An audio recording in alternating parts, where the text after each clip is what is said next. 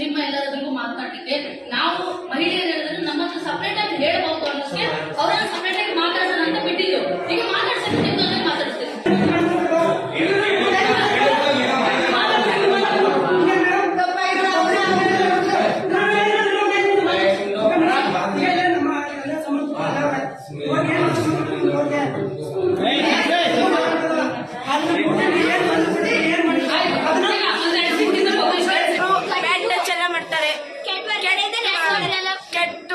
ಕೆಟ್ಟ ಹ್ಯಾಬಿಟ್ನೆಲ್ಲ ತೋರಿಸ್ತಾರೆ.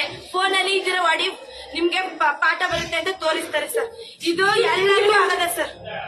ಇದನ್ನ ಟೀಚರ್ಸ್ ಗೊತ್ತಿರ್ವಿ ಅವ್ರ ಬಗ್ಗೆ ಆಕ್ಷನ್ ತಗೊಂಡಿಲ್ಲ ಸರ್. ಯಾರವರು? ಎಲ್ಲರಿಗೂ ಗೊತ್ತು ಸರ್. ಯಾರವರು?